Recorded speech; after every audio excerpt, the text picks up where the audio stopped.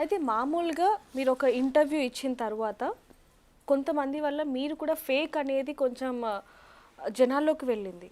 కొంచెం మీరు అది కూడా ఫేస్ చేయడం జరిగింది. ఓకే. ఒక్క ఇంటర్వ్యూ వల్ల అంటే అది మంచి ఇంటర్వ్యూ అయినప్పటికీ ఆ తర్వాత వాళ్ళు చేసిన ఏదైతే బిహేవియర్ ఉందో అది మీకు కూడా కొంచెం ఒక చిన్న మచ్చ తీసుకొచ్చిందని చెప్పొచ్చా? నేనైతే అలా అనుకోవట్లేదండి. మచ్చ అని నేను ఎప్పుడు అనుకోను. నిజం నిలకడగా వస్తుంది, అబద్ధం ఊరంతా చుట్టొస్తుంది. నేను అది బాగా నమ్ముతాను. ఇప్పుడు ఫేమ్ అనేది కొనలేనిది, వెళ్ళలేనిది. అదేదో సంతలో కొనుక్కునే వస్తువు కాదు. ఎంత డబ్బైనా సంపాదించవచ్చు, కానీ ఫేమ్ అనేది దేవుడు ఇవ్వాలి. ఫేమ్ అని కూడా అనొద్దు దాన్ని. ఒక పేరు, మనం చేసే కష్టానికి ఒక విలువ, అది దేవుడే ఇవ్వాలి. అది ఎవరో ఇస్తే అవ్వదు. కొన్ని కామెంట్లు నేను కూడా చదివానండి. జనాలు అనే మాటలు కొన్ని నేను ఫేస్ చేశాను.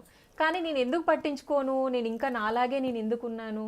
మరి నేను ఎప్పుడు ఆపేయచ్చు కదా. ఒకవేళ నేను భయపడి ఉంటే ఇంకా వీడియోలు నాకు జరిగే వింతలన్నీ నేను ఎందుకు చూపిస్తున్నాను అంటే, నాకు దేవుడిచ్చిన అదృష్టం. దేవుడు ఎలా నాకు కనిపిస్తున్నాడు, దేవుడు అంటే డైరెక్ట్గా దిగొస్తున్నాడు అని కూడా నేను చెప్పట్లే. నాకు ఏదో ఒక రూపంలో కనిపిస్తూ ఉంటాడు. దాన్ని నేను అందరికీ చూపిస్తున్నాను, వీడియోలు చేస్తున్నాను.